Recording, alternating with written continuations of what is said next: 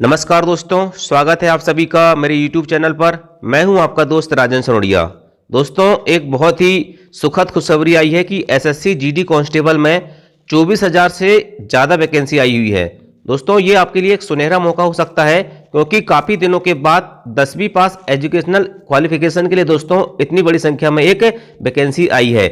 तो दोस्तों, इस वीडियो में हम जानेंगे कि इस वैकेंसी से जुड़े हुए जो इम्पोर्टेंट फैक्ट है, फैक्ट का मतलब दोस्तों क्या क्या इसकी प्रोसेस है, क्या बदलाव हुए हैं, क्या एजुकेशनल क्वालिफिकेशन है, एज में क्या है, तो ये सारे चीज़ें हम देखेंगे।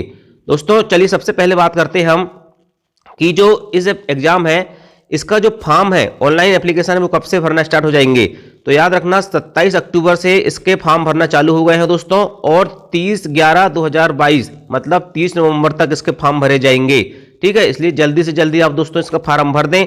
ठीक है, इसके अलावा दोस्तों इसकी बात करें हम तो कि schedule of computer based examination, तो जनवरी 2023 में इसकी आपको एग्जाम होने की संभावना है। ठीक, जनवरी 2023 में संभावना नहीं, जनवरी 2023 में इसके एग्जाम हो जाएंगे, ऑनलाइन एग्जाम होगा। ठीक है, तो दो चीज इंपॉर्टेंट है दोस्तों, आप फॉर्म भर दें। 27 अक्टूबर से फॉर्म भरना चालू हो गए हैं और 30 नवंबर तक फॉर्म भरे जाएंगे और जनवरी 2023 में इसका एग्जाम होगा।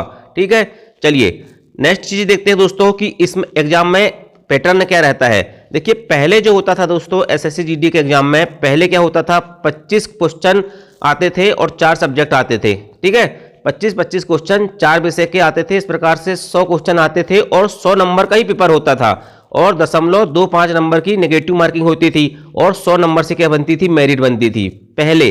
लेकिन अब क्या हो रहा है, और पहले याद रखना दोस्तों 90 मिनट का टाइम होता था। क्या, पहले आपको पेपर सॉल्व करने के लिए 90 मिनट का समय मिलता था, मतलब 1.5 घंटे का समय मिलता था। लेकिन अब क्या हो गया, अब ये होगा दोस्तों कि अब 80 क्वेश्चन आएंगे। क्वेश्चन कितने आएंगे, 80, 4 विषय आएंगे। ठीक है, 4 सब्जेक्ट आएंगे और एक सब्जेक्ट के 20 क्वेश्चन आएंगे। ठीक है, 20 क्वेश्चन, 4 सब्जेक्ट, 80 क्वेश्चन।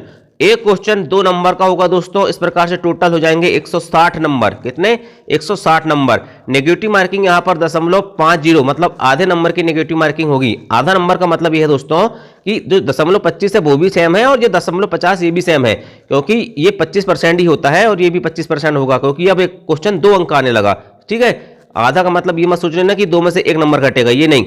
आधा का मतलब दोस्तों मैंने 0.5 बोला है। ठीक है, तो 1/4 ही नेगेटिव मार्किंग है। लेकिन यहाँ मेरिट 160 नंबर से ही बनेगी। ठीक है, क्योंकि 80 क्वेश्चन आएंगे और एक क्वेश्चन 2 नंबर का रहेगा, तो टोटल जो पेपर हो जाएगा आपको 160 अंक का हो जाएगा, इसलिए 160 नंबर से मेरिट बनेगी। ठीक है, ये हो गया आपका एग्जाम पैटर्न अब जो आया है। ठीक है, इसके बाद बात करते हैं दोस्तों एज में बहुत सारे स्टूडेंट नहीं समझ पा रहे हैं, तो उनको मैं बता देना चाहता हूं। देखिए, जनरल के लिए जो एज मांगा है दोस्तों, वो मांगा है उसने 18 से 23। कितना, 18 से 23। ठीक है, लेकिन दोस्तों 3 साल का जो छूट मिली है कोरोना के कारण, तो क्या हो गया है, 18 से 26 हो गई है एज। ठीक है, इसी प्रकार से ओबीसी की बात करें दोस्तों, तो ओबीसी के लिए क्या होता है कि 18 से 23 तो नॉर्मल हो गया, प्लस ओबीसी को दोस्तों 3 साल की छूट मिलती है और 3 साल कोरोना के कारण, तो 18 से 23 हो गया, 23 + 3 26 और 26 + 3 29। इस प्रकार से 18 से 29 वर्ष ओबीसी के लिए हो गया।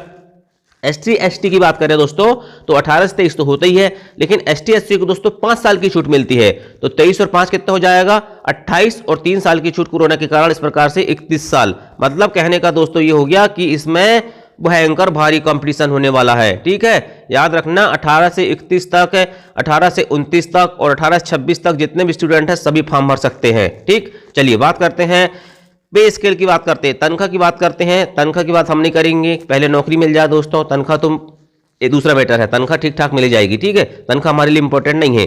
चलो वैकेंसी की बात करते हैं। वैकेंसी आपको बता दिया दोस्तों, 24,369 पोस्ट आई है टोटल। ठीक है, एज लिमिट की बात करें, एज लिमिट मैंने समझा दिया आपको, जो लिखा हुआ था सब। ठीक है, आपको ये सब पढ़ने की जरूरत नहीं है। बस एक चीज याद रखना कि आपका जन्म 2/1/1997 के बाद हुआ है। ठीक है, 3 साल की कोरोना की छूट के बाद, तो आप फॉर्म भरने के लिए एलिजिबल हैं। और फिर ये अपनी कैटेगरी वाइज मैंने बता दिया सब आपको जो एज बताया हूं उस एज के अंदर आ रहे हो तो आप फॉर्म भर सकते हो। ठीक है, चलिए एजुकेशनल क्वालिफिकेशन मैंने बता दिया, 10वीं पास एजुकेशनल क्वालिफिकेशन।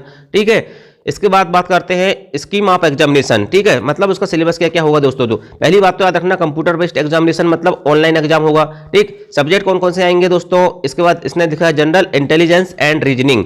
ठीक है। General knowledge and general awareness, ये अवेयरनेस भी आएगी दोस्तों, ठीक है। एलिमेंट्री मैथमेटिक्स आएगी और इंग्लिश हिंदी आएंगे।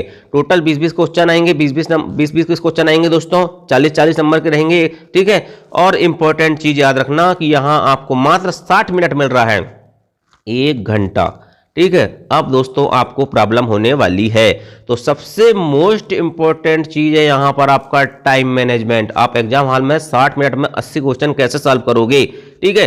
तो उसकी कोई दिक्कत नहीं है, सब हो जाता है, ठीक है। तो एग्जाम लेने वाला, देखिए दोस्तों, सभी स्टूडेंट देंगे, हमारे लिए अकेले के लिए तो ना 60 मिनट रहेंगे, ठीक है। टेंशन लेने की जरूरत नहीं है, तो मैनेजमेंट बनाने की जरूरत पड़ती है, और वो मैनेजमेंट कैसे बनेगा मैं आपको बता दूंगा। चलो सिलेबस की बात करते हैं, ये डिटेल सिलेबस लिखा हुआ है, ठीक है।